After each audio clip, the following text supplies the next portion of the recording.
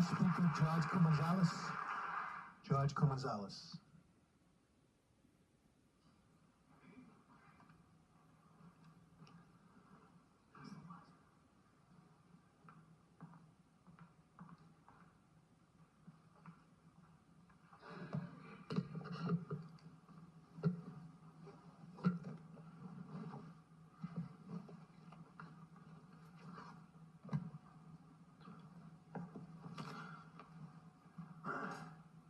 My name is George Koumantzelis, and I am 61 years old. I was born in the City of Lowell, and I live at 87 Dan Cause Road in the Belvedere section of the City of Lowell off Andover Street. Esteemed members of the Lowell City Council, it's an honor to be before you once again. Mr. Mayor Kennedy, Mr. City Manager. This is a very serious matter. It really comes down to life and death when you think of it in all its totality. Those of you here who know me know that I love my city, I love my state, I love my country. I try to be what I call a compassionate creature of the cosmos. I was raised in the Holy Trinity Greek Orthodox Church. I'm not ashamed to call myself a Christian. I'm very well aware of other religions. As a philosophy major at UMass Amherst, I read every word of the Bible, every word of the Quran, the Bhagavad Gita, the Torah, the Talmud, the Sutras, and on and on. My degree is from UMass Lowell. In 1999, sociology. My major was social research. I ended up working for the government, Washington, D.C., with high security clearance, doing social research for the Government Accounting Office, Department of Homeland Security, Department of Education, breast cancer studies, and on and on. Those of you who know me and know how I look, think of me as hippie artist musician George, because that's really what I am at heart. But as we all know, people are very complex, and there are many sides to human nature. And I share that complexity of the human race. Like that old saying that we all know about the story of the frog. If you take a frog and put him in a pot of boiling water, he's going to jump right out. That frog knows he is in danger. He's out of there.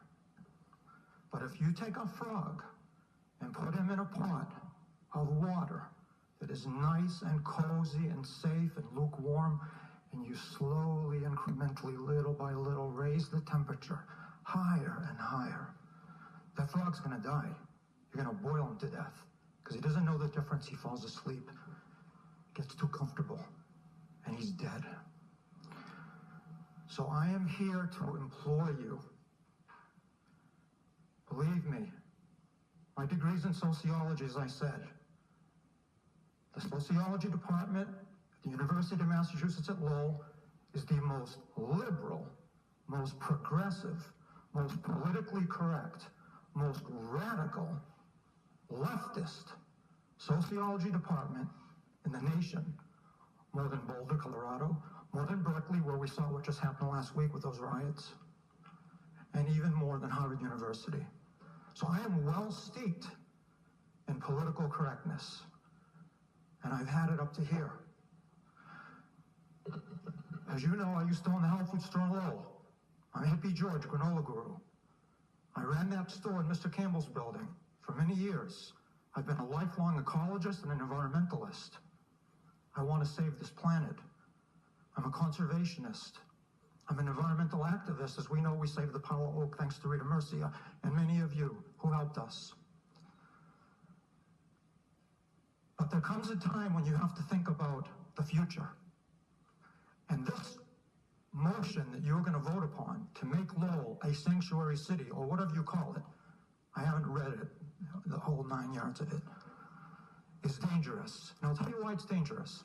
I don't personally have a problem with people fleeing from bad situations, for whatever reason, in South America, in Central America, in Mexico, Hispanic Catholics who want a better way of life, and they cross over the border as wetbacks. We all understand why they come here. We all understand the people who give them jobs and are profiting from it.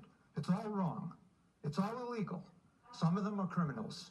Most of them are not. They're nice people. They just want a better way of life. I have no problem with them.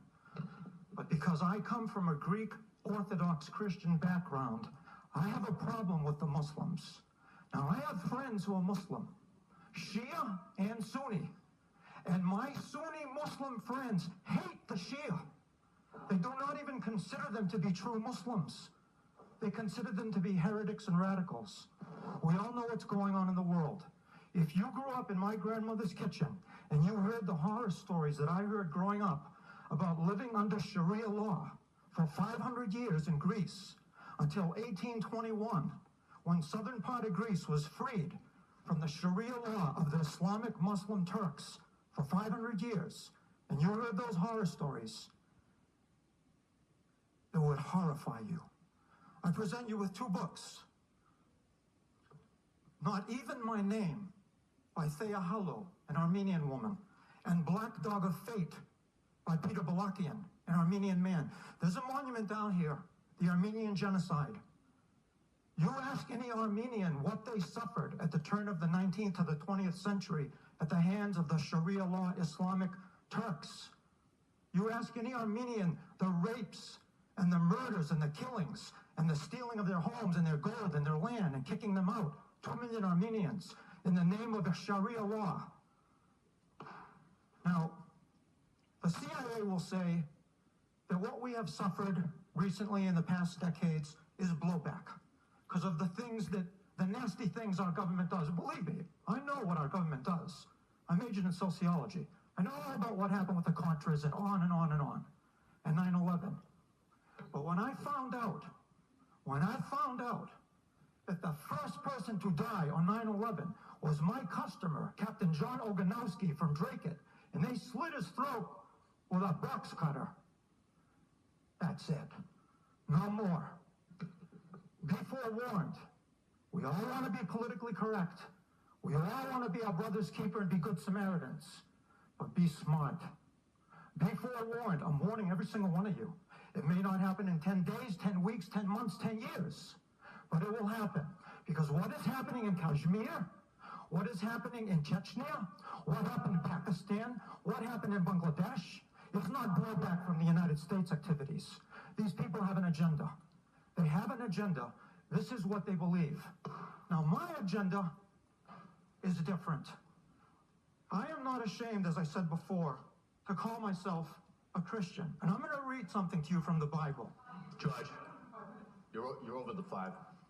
And I'll end it. You gotta wrap it up pretty soon. I will end it as soon as I read this. Bible's a long book.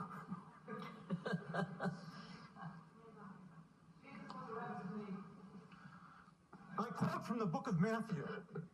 It says, Matthew chapter 11, verse 12, quote, and these are Jesus' words in red. And from the days of John the Baptist until now, the kingdom of heaven suffered violence, and the violent take it by force. Mark my words, these people have an agenda, and they want to take the kingdom of heaven by force. When you walk to St. Patrick's hallowed ground, or the Immaculate, or the Polish Holy Trinity Church on High Street, or the Greek Orthodox Church, and you walk through those gates, that's hallowed ground. That's the kingdom of heaven on this earth.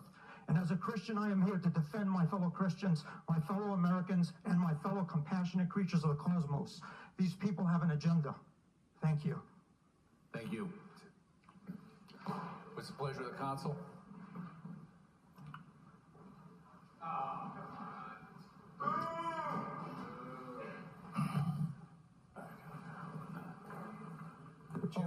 What is the motion on the floor? There's no motion on the floor.